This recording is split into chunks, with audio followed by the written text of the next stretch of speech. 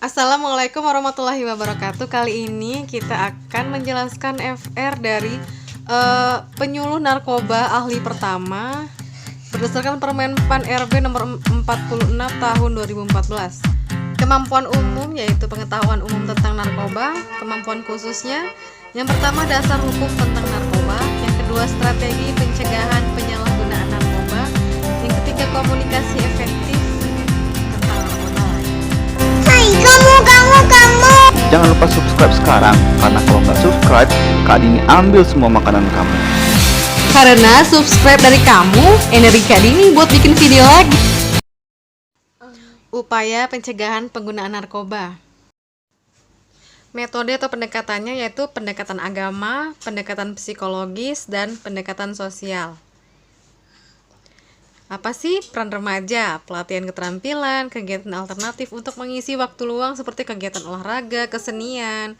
Pokoknya yang bikin remaja itu beralih dari nggak mikirin narkoba gitu dia, tapi dia lebih kreatif gitu. Tidak hanya peran remaja, tapi juga harus ada peran orang tua, yaitu menciptakan rumah yang sehat, serasi, harmonis, cinta, kasih sayang, dan komunikasi terbuka. Terus mengasuh, mendidik anak yang baik, menjadi contoh yang baik, menjadi pengawas yang baik bagi anak-anak. Karena peran orang tua ini kan sangat berpengaruh, paling nomor utama ya sebenarnya dalam kehidupan. Karena madrasah pertama kali pada seseorang itu adalah keluarganya.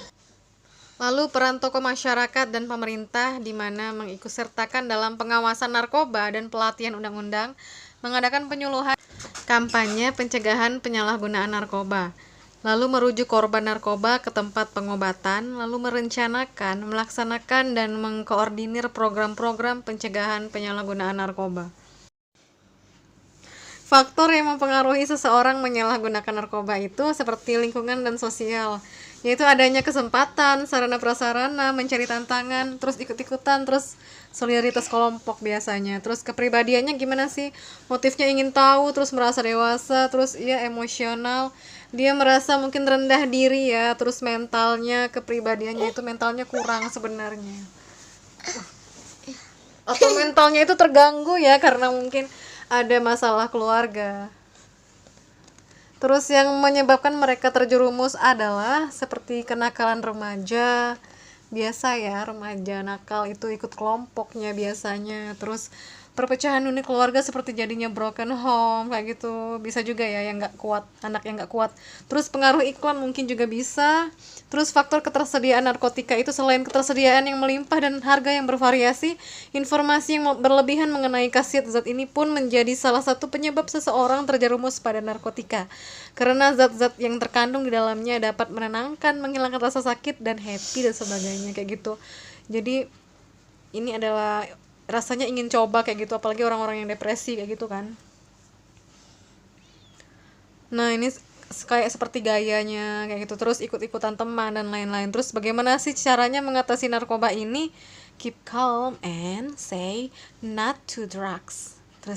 Terus mencintai keluargamu, terus rajin berdoa gitu kan. Terus jangan sekali-kali memakai narkoba karena dapat membawa kita ke lingkungan setan. Jadi ini sih prinsipnya. Ya, say no to drugs kayak gitu aja.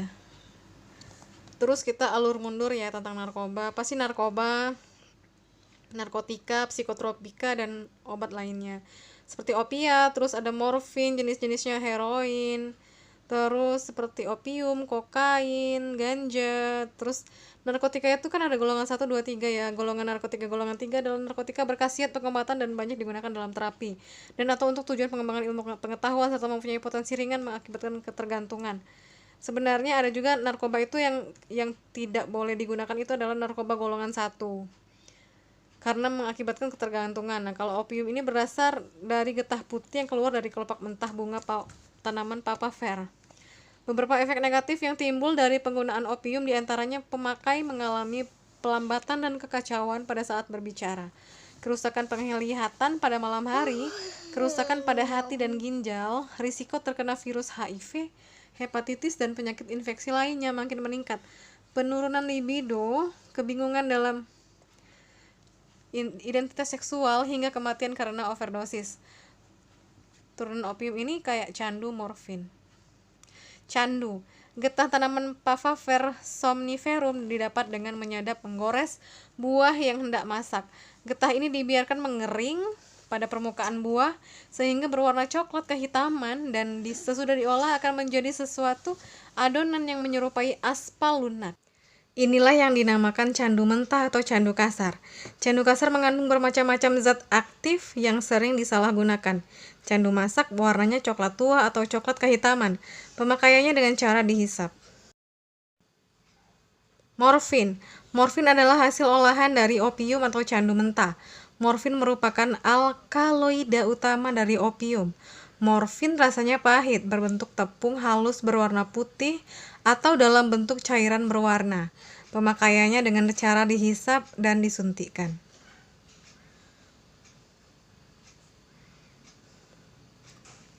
Terus heroin atau putau. Heroin yang secara farmakologis mirip dengan morfin menyebabkan orang menjadi mengantuk dan perubahan mood yang tidak menentu. Codein atau kodein termasuk garam atau turunan dari opium atau candu.